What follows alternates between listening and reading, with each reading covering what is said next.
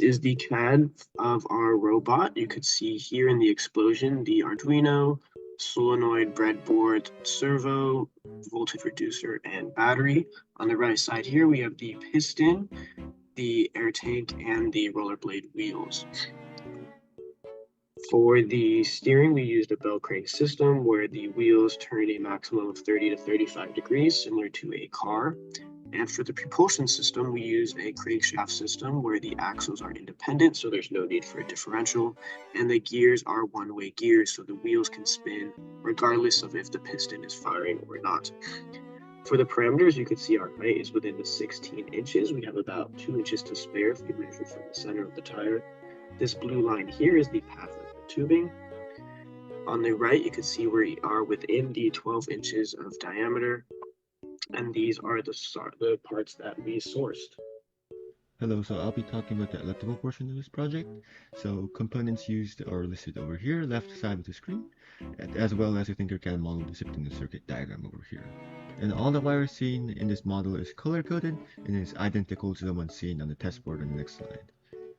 So this will be our test board, and as it is a temporary setup, the final one will be different, such as the tubing connecting here from the servo and the piston will be longer, as well as we will replace any wire if it seems necessary during the construction period of our project.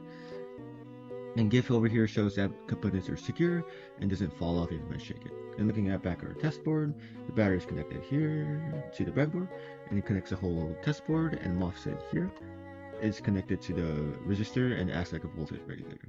And as you can see on the sensors test, as I play the video, when I click the button, the value switching from 0 to 1, the magnetometer value seen on the serial monitor, and for the power and actuation test, the solenoid is being actuated over here, and as you can see, the servo is being moved.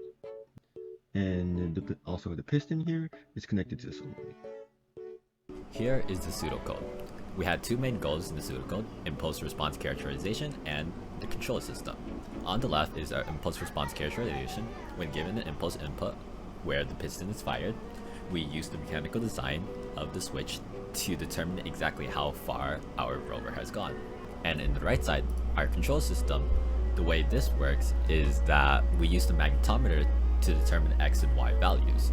And then from that X and Y values, we find an error between the desired position, the desired angle to go straight down the Death Star, and what we're actually facing. Once that error becomes essentially zero, that's when we allow our rover to go straight. We tested the accuracy of our servo at 7 different angles in increasing 30-degree increments. At the end, our servo was 70 degrees beyond what it was supposed to be at. Hello everyone, I'll be discussing about the calibration of the magnetometer along with the data analysis. We use the provided Arduino code to extract both raw and calibrated data for the magnetometer. One of our teammates also had a round table, and thus we were able to accurately position the readings in a 360-degree motion. We then convert the collected readings into text files for MATLAB to plot using the calibration equations. With that, we were able to calculate both the offset and the range of the data. We also removed any outliers of the data to help with the overall presentation. Next is characterizing the noise, and to accomplish this, we replaced the initial maximum and minimum values on the code with the ones that we received using the calibrated dataset. We then performed the test at 3 different angles at 100 Hz, once again using MATLAB to calculate the averages and standard deviations. Lastly is the angular drift, where we ran the code for an hour and collected the magnetometer readings to observe how substantial it would either increase or decrease, and according to the readings, the margin was only about 3 degrees.